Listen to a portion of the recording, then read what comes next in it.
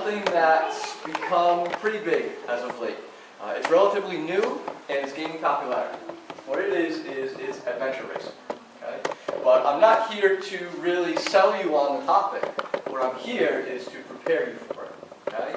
So even if you don't know what it is, even if you're not interested in it, we can still talk about some things that will help you in however you train. Because, well, has anybody done an adventure race? Oh, we have someone in the room. We talked about Spartan Yes, and sir. Spartan. Yes. Yeah. So what do you think of it? 13 hours of a great time. 13 hours of Yeah. a great time. Yes. Wow. I did Sounds it like with a a group long of race. about 13 people. Yeah. And I understand the nutrition part, so it was fairly easy for me. Mhm. To be part of the group that didn't understand struggled a lot. So whether it's adventure racing or just working out, I suggest, learn the pre and post workout nutrition. Big help. But yes, adventure racing is that. There's a whole slew of them that are popping up all around the country. It's basically, well, to describe it in a sentence, it's what you did as a child. Okay? So what's the difference between what you do now and what you do as a child? Well, as a child, you used to run and jump and hop and skip and climb and play in the mud. You remember that? Remember how happy you were as a child? Somewhere along the lines, we stopped that. Somewhere along the lines, we couldn't get the mud on our business suit, so we stopped playing in the mud.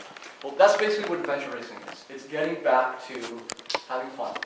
So it took running, running a 5K, running a half marathon, and as fun as running is, as great as the runner's high is, it's just one thing.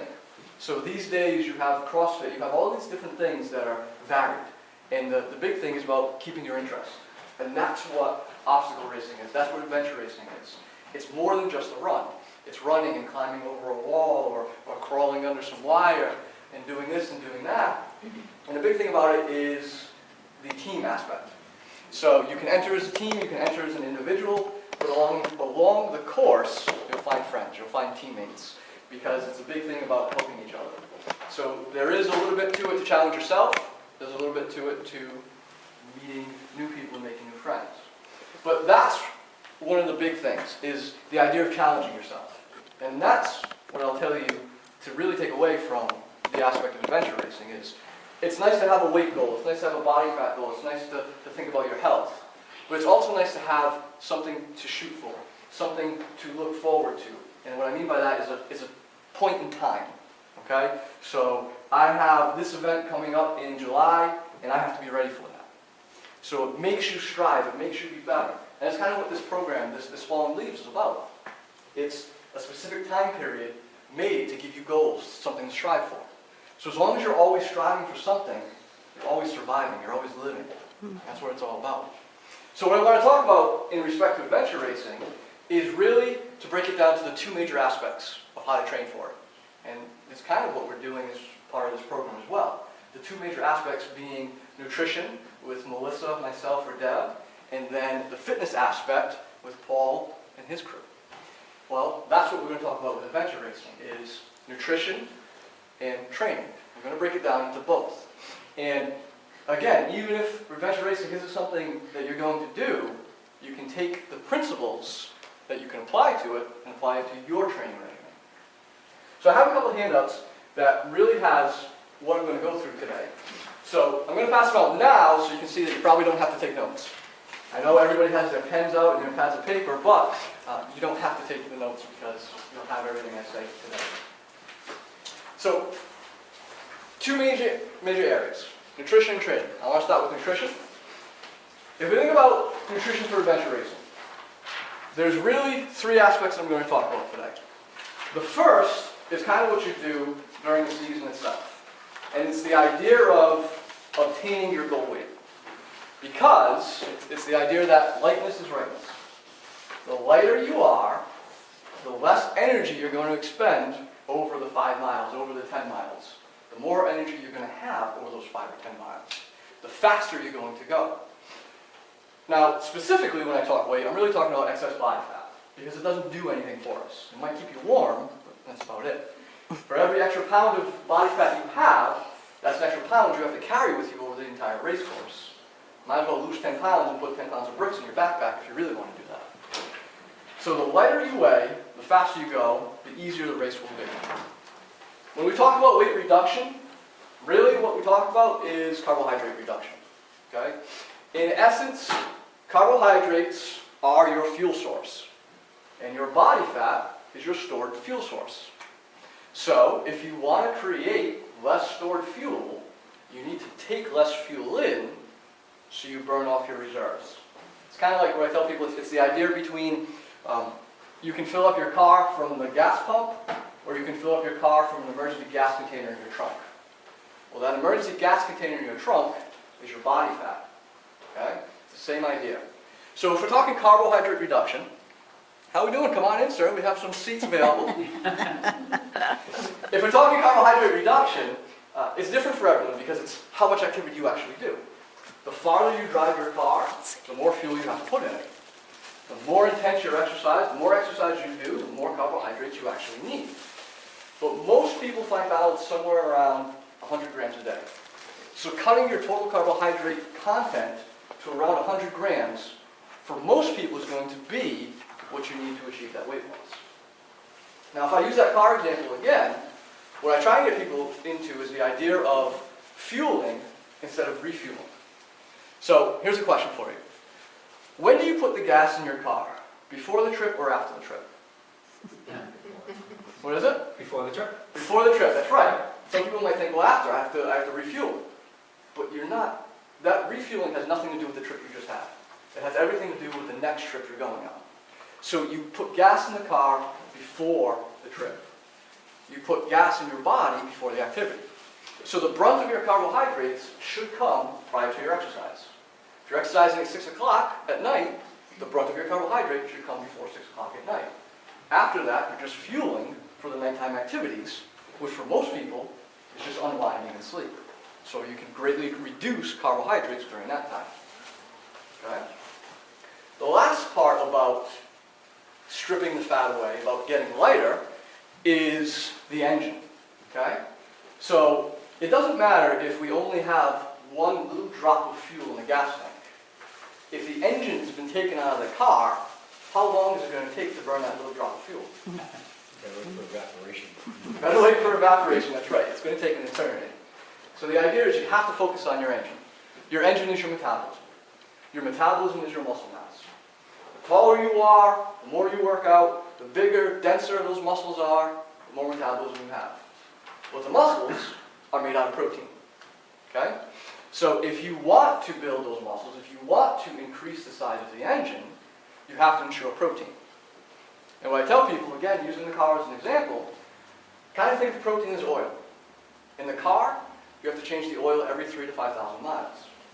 In the body, you have to change the oil, you have to change the protein every 3 to 5 hours. So to keep the metabolism burning, you need a consistent protein intake throughout the entire day. Okay? So, to strip away the body fat, we can decrease carbs during race season, during training season, during off-season, pre-season, post-season, whatever you're thinking. You can decrease them probably to around 100 grams a day. Most of that should come prior to working out. However, all day long, we want protein. Make sense? All right. I have just one quick Yes. question. If you're doing a high-intensity workout, aren't you supposed to go 2 to 1 carbs to protein within an hour afterwards? Well, there's a lot of different debate on how much, on whether or not you need carbohydrates post-exercise. There are those that will say yes, without a doubt. My deal is, what I say is you really have to think about what's happening, okay? If you are a competitive athlete and you have a game the next day, 100%, we need to refuel. We need carbs post-exercise. But if you are the average person who exercises a couple times a week, you probably don't need to worry about refueling because from 6 a.m. until 6 p.m., you have plenty of time to refuel.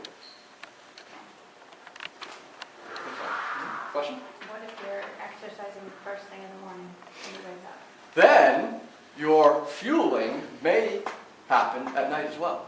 It may happen at dinner. It may happen after dinner to get ready for the AM workout, especially if you're not a big eater in the morning. Especially if you get up and go, then your fuel is actually happening in night before. Absolutely correct. All right. On the same line of carbohydrates, while you're in season, you're cutting them to try to cut fat, except remember I said carbohydrates are your fuel. So when race day comes, the last thing you want to do is be cutting carbohydrates. Because it's like trying to drive 100 miles on 1 gallon of gas. Eventually, the car is going to sputter out and die. It's the same thing with the body. If you don't have the sugar in you, if you don't have the energy in you, eventually, sometime during that race, you're going to hit that wall. And you're going to feel really tired, it's going to be tough to go on. So the week of the race, we talk about carbohydrate loading. Now there's many different things, many different ideas around it, but one of the most popular and one of the most effective is the taper method. The idea is we're always using energy, we're always using fuel. So we want to use less fuel during that week. So somewhere during that week, maybe 5 days prior to the race, you start to taper down your activity. You start to do less and less activity in an attempt to give yourself time to refuel, to start building up those fuel stores. As you're tapering down the activity, you're tapering up the carbohydrate intake. Now, how many carbs you actually take all depends on how low you started. But for most people, it's somewhere between 100 and 180 grams extra per day. So if you were down to 100 grams a day, before race, you'd be taking in 200 a day, or 280. Now, that's kind of the mainstream information.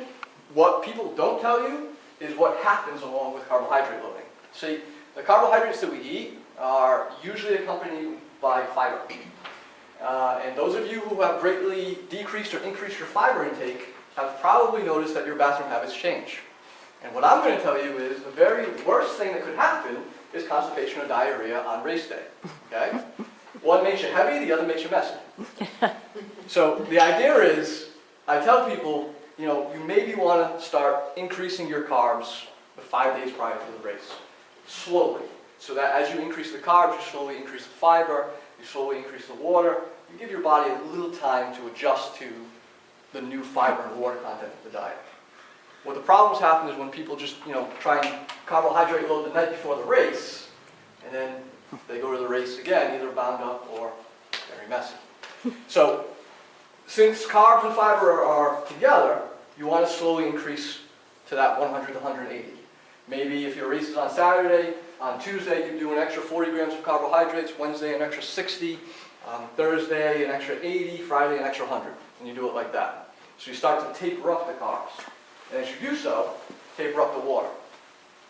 You need to drink an increased amount of water as you take in more carbohydrates, because they're stored together, okay? As we store carbohydrates, we store water. It's fine, it keeps you hydrated, it'll help you during the race itself. Does that make sense? Speaking of water, there's one last aspect of nutrition I want to talk about, and that's hydration, okay? One of the worst things to happen to you on race day is dehydration. So, there's a misconception with athletes. I see it a lot, with athletes and non-athletes. It's the idea of when to take a sports drink, okay? I did a talk for a sports team, and the coach was telling me that the biggest thing he sees with his athletes is they're all drinking Gatorade all hours of the day. Well, I had a game last night, so it's lunchtime and I need to drink Gatorade. Okay? They're using sports drink as a regular drink.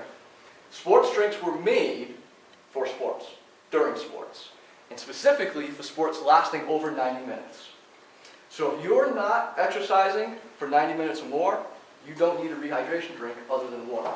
Water should be all you need. Okay?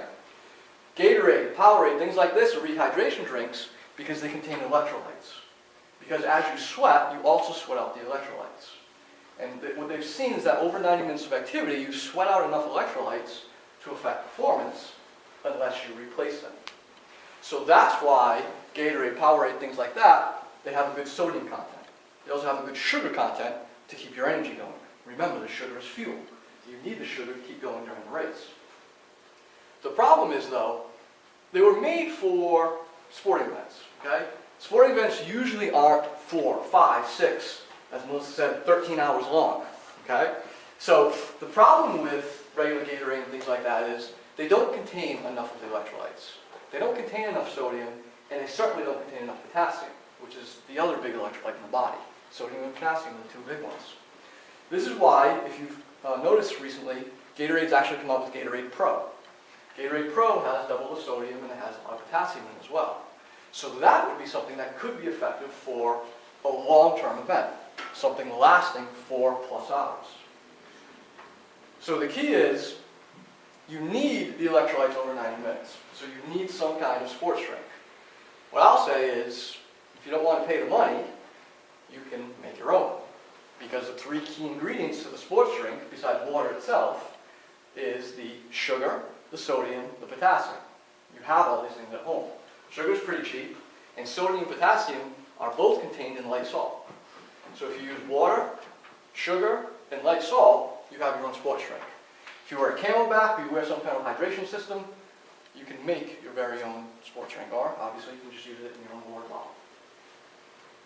So, for nutrition, okay, the big things about adventure racing are fat reduction during the season to make yourself lighter, to make the race easier. You can accomplish that with carbohydrate reduction.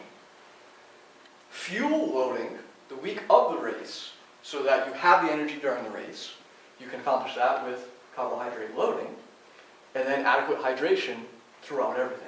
Adequate hydration throughout training, throughout the race, throughout everyday life. How much water should you drink in a day? 193 ounces. I like the 100 ounces, that works for me. Yeah. 64 is the bare minimum. We like to try to get people up to over that, triple digits, over 100 ounces a day. Helps with hydration, helps with hunger, helps with a lot of different things. All right. Now, the other aspect, besides nutrition, is the exercise. So, like I said, it's not just the run. So you can't just train for adventure racing by running. It's also not just strength.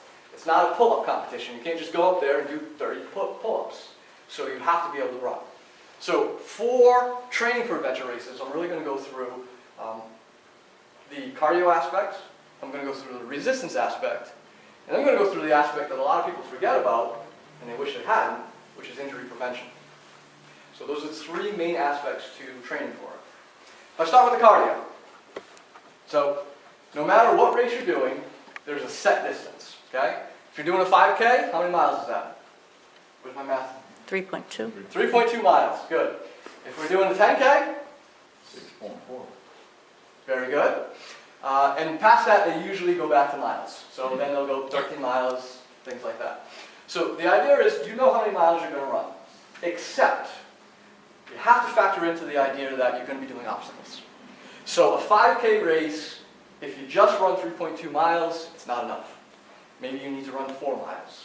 If you're doing a 10K race, 6.4 miles probably isn't enough. Maybe you need to run 8. Because you've got to account for the energy that it takes to get over the obstacles. So you need to run further than the actual race course itself. So to train for it, what I'd say is, if you're going to pick a 5K, you probably say, all right, I need to be able to run 4 miles. So you pick the 4 miles, and then you realize that, well, there's obstacles in it, there's hills, there's mud, so it can't be straight terrain. So I should find something that goes up and down in intensity, up and down in speed, up and down in hills and duration. And then after that, you just try to increase your speed.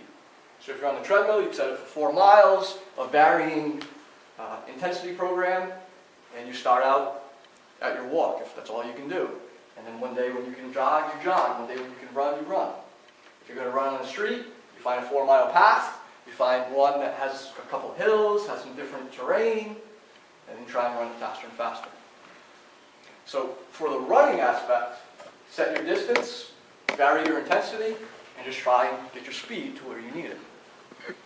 Now, in the gym, you can also train for the race with the weights or whatever you do in the gym itself. You can use supersets, circuit training, things like that. Because during the race, you're going to be going from an obstacle to a run to an obstacle. You're going to be changing the pace of things. And you're going to have to keep going continuously. So instead of taking long breaks between sets at the gym, if you start circuit training or supersetting, you'll get into that mentality. You'll get used to using energy like that. The other thing you can do during running is interval training. So the walk-run, or the jog-run, walk-jog-sprint, things like that. If you're on the street, you can pick telephone poles, you can pick streets, you can pick time. If If you're on the treadmill, you can use time, whatever. But the idea is now, if you vary the intensity, you get used to breaking that stride. You get used to breaking that pace. Because every wall that you climb breaks your stride, breaks your pace. And after you get over the wall, you have to get back into your stride, back into your pace. So the more you can vary your stride and pace during training, the better you'll be during the race itself.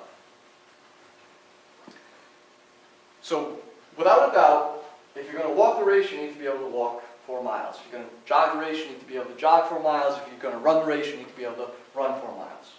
But we also got to worry about getting over the walls, getting under the wire, getting across the balance beams. So we need some kind of physical strength. All right?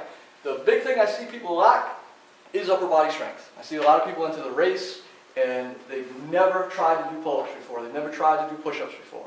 So we really need the upper body strength. We need to be able to pull ourselves up. Pull-ups, lat pull-downs, different things like that that create those pulling motions with the upper body. We need to be able to push ourselves up. We need to be able to crawl underneath barbed wire, crawl through tunnels. We need the upper body strength to be able to do that as well. So you do need to focus on pulling and pushing motions in the gym. And don't think that running alone is enough to create the strength in your legs that you need. Because you still need to jump up to the walls. You still need to balance across the balance beams. You still need to create power production in your legs as well. So we do need to do the squats, the leg press, the leg curls, the lunges, whatever it is that you use in the gym to create that leg strength over and beyond just the running. Okay? So we do need a mix of cardio and resistance. It can be the gym, it can be outside, it can be wherever you like to do it, but you need to incorporate both if you're going to fare your best during the race itself. Does that make sense? Okay. So the last aspect of training, again, the one that everybody forgets, the one that you really need to put some time into, is injury prevention. So, number one injury that we see is to the ankle. So if you think about it, most runners are used to running on the street, maybe running on a trail. They're not used to running in mud. Heck, how many people have you seen just sprain their ankle walking on a sidewalk? Okay? So the idea is most people don't have strong ankles. And they're not strong enough to run through the mud. They're not strong enough to run over rocks. In fact, if you've heard of this new barefoot running craze, it's actually something I'm starting to get into. One of the idea of it is it's bringing you back to a natural running motion to help your joints. But really the big thing that I see from it is when you have sneakers, I mean, I only have a small heel on my shoe. It actually has a lot of play with the ankle. But when you look at your sneakers, you have the different heights on the sneakers. And the higher the sneaker is, the more stability it gives your ankle. But I want you to think about it. Stability means you're not working it. Okay? Think of a cast. Think of when you break your wrist, a cast around that wrist. It encompasses that wrist. It makes it really stable. But it doesn't work it. So when the cast comes off, the wrist is really weak.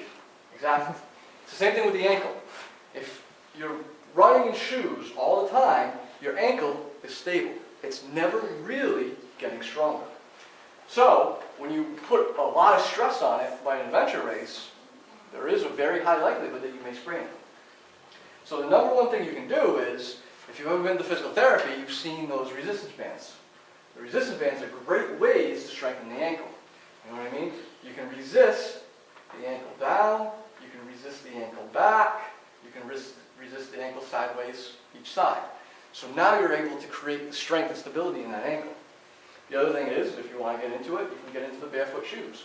Using them will strengthen your ankle as well. Even if you don't use them during the race. You can use them during some training days and strengthen the ankle. The last thing what I suggest for everybody is tape your ankles on race day. I run the team. We have a couple members here from the team that train specifically for adventure races. We train twice a month, and every single training I tape my ankles.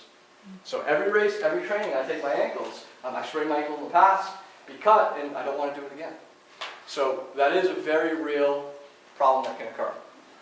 Second biggest thing we see is hypothermia. Now, the easiest way to prevent this is pick a race in June, July, or August. You won't have to worry about it. But what I'll say is, even if you run an 8 or 9 a.m. wave in June, July, or August, it can still get pretty cold. And obviously, if you're going to run one of the races in September, October, November, you're really going to be dealing with cold conditions. But no matter when the race is, remember, part of the race is wet, part of the race is mud. Your feet are going to be wet, you're going to be wet, so you train the way you play, all right? The idea is you need to get used to running in wet sneakers, you need to get used to running in wet clothes.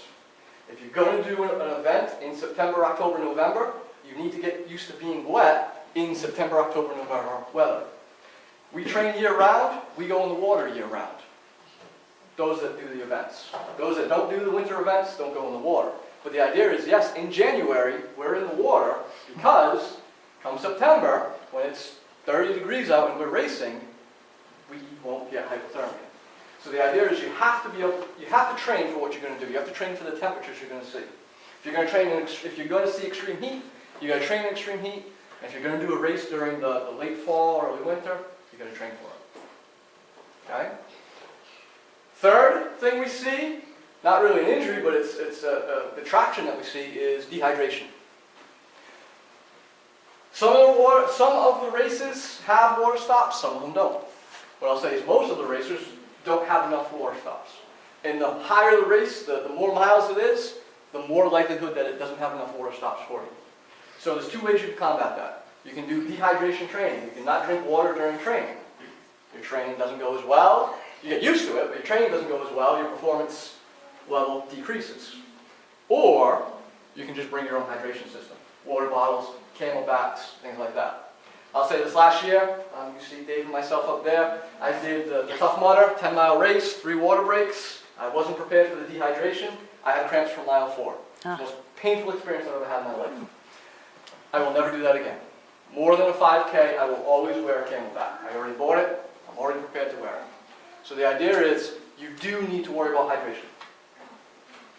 Last one, it's not really an injury, but it's something you need to prepare yourself, and it's prepare to face your fears. These races are made to be a little scary. Because, let's face it, being scared is fun. A little bit of scary. So the idea is you do need to be able to face your fears. If you're afraid of getting dirty, we really got to fix that one. We really got to throw you in some mud, because you will get dirty. If you're afraid of getting wet, got to get wet. All the races I've seen have some kind of submersion. If you're afraid of going underwater, if you're afraid of doing a little bit of swimming, they usually don't have a lot of swimming. You usually can touch the bottom of things. But the idea is you will go underwater. You do have to get used to being submerged. If you're scared of heights, a lot of things have different slides. The Tough Mudder we had, I don't even know how tall that was. Let's say it was 20 feet in the air. I got up there and I'm like, I'm going to do a backflip off this. It's going to be great. I got off and I was like, eh. I did this little squat into the water. I felt like the biggest girl in the world. But the idea is, the races give you things that are unexpected. And even if you think you can handle it, that's the point, is it pushes you past your comfort zone. And that's what's kind of fun. So if you're afraid of heights, start to get used to heights. If you're afraid of getting dirty, get used to the water. There's some races that have electric shocks. It doesn't hurt, it's just a little wake-up call. But the thing is these are the things that you'll find. And in the end, it's fun. After it's over, you don't see people sitting there crying, saying, oh my God, that was the worst thing I've ever done. You see everyone smiling. There might be some people in pain. You might see sprained ankles. You might see hypothermia. You might see dehydration. But if you train for it, you won't be one of those. You'll be one of the others, the other 10,000 people that are there, having a blast, visiting the beer tent. Remember, beer is carbs. Visiting the beer tent, and just enjoying the rest of the day. All dirty, all wet, all muddy. And that's what it is. So, adventure racing is your 5K, your half marathon, but it's back on the playground. It's everything that you used to do as a child, now as an adult. And that's why they're gaining popularity. It's the idea that it's fun. It's interesting. The other idea is the team aspect. Whether you go in alone or with a team, you will find friends in the course. You will find an obstacle that you won't be able to get over by yourself. You will make a friend. You will help somebody else over the course. You might think that you're a totally unfit individual, and you'll find yourself helping somebody else up. And it'll make you feel that much better. But that's the thing, is it's fun, it creates friendship, creates that camaraderie. It's getting back to that happiness we were as a child. For those that think this is something for you, I included on the bottom of the website the